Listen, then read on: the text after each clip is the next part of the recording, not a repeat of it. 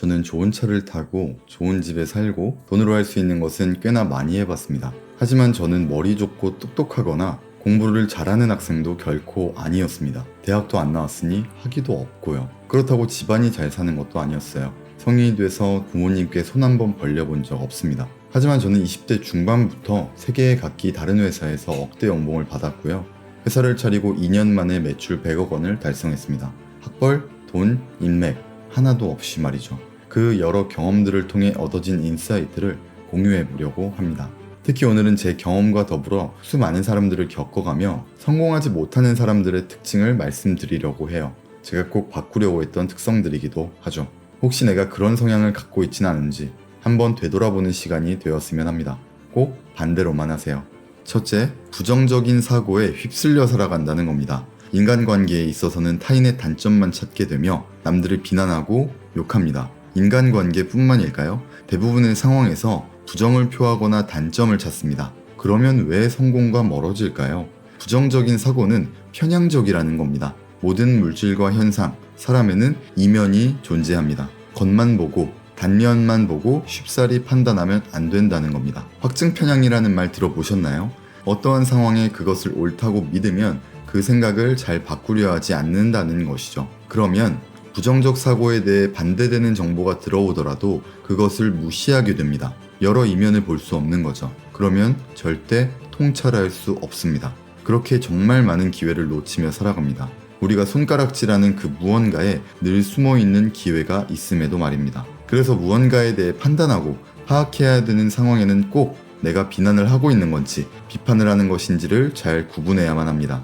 나조차도 비판적인 사고를 해야 되고 남들의 비난에는 신경 쓰지 마세요. 또한 누군가를 비판해야 될 일이 있다면 상대가 그를 받아들일 수 있는 사람인지를 꼭 파악하고 깊은 대화를 나누세요. 그렇지 않으면 대화가 겉돌거나 감정만 상합니다. 뇌과학에서는 이를 어떻게 바라볼까요? 부정적 사고는 뇌 부위 중 주로 편도체가 담당하고 있는데요. 분노, 불안, 집착 등의 부정적 사고를 하게 되면 편도체가 활성화됩니다. 편도체가 활성화된다는 의미는요, 비교적 산소 농도가 높은, 즉 신선한 산소가 편도체에 공급된다는 의미이기도 한데요. 그렇게 되면 목표지향적이거나 집중력, 창의력을 담당하는 주변 뇌 부위에는 신선한 피가 비교적 덜 공급됩니다. 그러면 성공에서 멀어질 수밖에 없겠죠. 그러니 분노, 불안, 집착 등의 부정적 사고를 하는 분들은 성공하기가 어렵습니다. 이렇게 부정적 사고를 남들이나 외부의 것들에만 적용할까요? 아니요. 그런 사고는 무의식적으로 나에게도 적용된다는 것이 가장 큰 문제입니다. 그래서 저는 정말 필요할 때 아니고서는 뉴스도 안 봅니다. 뉴스와 같은 미디어 매체는 공포를 판매할 수밖에 없게끔 설계되었는데요. 자극적인 뉴스 아니면 인기를 끌지 못하는 게 당연하겠죠. 그러면 경쟁사회에서 수익이 줄어들고 운영이 되지 않습니다. 그렇기에 우리는 과도하게 포장되거나 거짓 뉴스나 자극적인 주제를 계속 접할 수밖에 없습니다. 그렇게 입력된 정보는 무의식적으로 본인의 사고에 영향을 줍니다. 긍정적인 정보보다 부정적인 정보가 뇌에는 더 강하게 입력되거든요. 이렇게 부정적인 사고에서 벗어나 본인의 무한한 잠재력을 발현하고 싶다면 더불어 훈련을 통해 우리의 마음과 생각, 뇌와 몸을 바꿔야 합니다. 검증된 훈련법은 바로 명상과 운동입니다. 명상은 부정적 사고를 다스리기도 하고 뇌가 물리적으로 변하게끔 만듭니다. 명상 훈련을 통해서 목표지향, 집중, 창의, 대인관계 등 긍정적 사고를 담당하는 전두엽 피질층이 두꺼워진다는 것이 지난 20년 동안 수많은 연구를 통해 검증됐습니다. 제 컨텐츠에는 가이드 명상도 준비되어 있고 명상을 이제 막 시작하거나 힘들어 하시는 분들을 위해 브레스워크 가이드도 준비해 두었으니 오늘부터 꼭 해보세요. 두 번째, 본인의 한계를 정해버리는 겁니다. 그것도 본인의 의지대로 정한 것도 아니죠. 나도 알게 모르게 무의식에 한계를 정한 겁니다. 여러분, 하고자 하면 무엇이든 할 수 있습니다. 여러분은 여러분이 생각하는 것보다 훨씬 더 대단합니다. 그것을 경험해보지 못했기 때문에 모르고 사는 것 뿐이에요. 혹은 여러분들이 경험은 했지만 아주 작은 일들이라서 체득되지 않았을 뿐입니다. 여러분이 지닌 그 의식의 힘을 깨닫거나 경험한다면 무엇이든 창조해낼 수 있는 그런 도구가 주어지는 것이나 다름없습니다. 무한한 잠재력이 발현된다는 거죠. 사물의 현상과 본질을 더욱 명확하게 통찰할 수 있게 됩니다. 여기서 잠재력이 발현되는 전조 증상이 무엇일까요? 바로 자신감입니다. 그러니 꼭 여러 훈련들을 통해서 잠재력을 개방하세요. 세 번째, 자만심과 자신감을 잘 구분하지 못합니다. 짧게 정리할게요. 자만심은 겉으로 내비치고 시끄럽습니다. 자신감은 조용합니다. 겉으로 잘 드러나지 않습니다. 혹시 나는 자만과 자신 중 무엇을 표현하고 있는지 한번 되돌아보세요.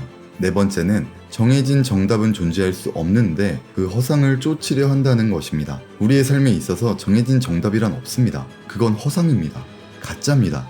성공하기 위한 지름길이나 정답 같은 건 존재하지 않습니다. 존재할 수도 있겠죠. 대신 그 정답은 수십억 개라는 거. 그러니 그런 속삭임에, 말장난에 현혹되지 마세요. 휘둘리지 마세요. 본인의 방식과 방법을 찾아 나가야만 합니다. 성공도 인생도 모두 정해진 건 없습니다. 오로지 당신만이 당신의 세계를 창조해내며 소멸시킬 수 있습니다. 지금 이 영상을 보면서도 내가 한층 나아지기 위해 배우려 하는 마음가짐인지, 쉽게 성공을 맛보려는 아니라는 생각이 조금이라도 있지는 않은지 다시금 생각해보는 계기가 되었으면 합니다. 마지막은 세이프티 존에서 벗어나지 못한다는 겁니다. 여러분, 더 나아가고 변화하고 싶으시죠? 하지만 무의식과 우리의 뇌는 변화를 두려워합니다. 편안함과 안락함을 쫓게끔 그렇게 설계되어 있어요. 에너지를 덜 소모하고 안전하기 때문에 생존에 유리하다고 판단하는 거죠. 하지만 여러분, 고통이 없으면 진보도 없습니다. 성장에는 고통이 수반됩니다. 그래서 여러 고통을 겪는 경험들도 반드시 필요합니다. 하지만 고통을 겪을 땐 부정과 같은 감정을 담당하는 편도체가 활성화된다고 했죠. 그래서 그와 동시에 그 고통을 다르게 바라볼 수 있는 명상과 같은 훈련이 필요합니다. 근데 억지로 고통을 경험할 순 없잖아요. 그러니까 더 넓은 세계로 나아가야만 합니다. 세이프티 존에서 벗어나야 됩니다. 부딪히세요. 싸우세요. 패배할 겁니다. 힘들 겁니다. 고통스러울 겁니다. 하지만 한 가지 확실한 건 더 나아갈 겁니다. 더 가까워질 겁니다. 불편한 상황을 맞닥뜨리고 고통을 맞이하세요. 그리고 마지막으로 꼭 드리고 싶은 이야기는 성공과 돈을 직결시키지는 않았으면 합니다. 삶의 목표와 의미는 결코 돈이 될 순 없습니다. 때론 잠시 멈추기도 하고 여유도 가지고 좀 주변을 둘러보며 사셨으면 합니다. 여러분의 앞날을 응원할게요. 감사합니다. 헤드버스였습니다.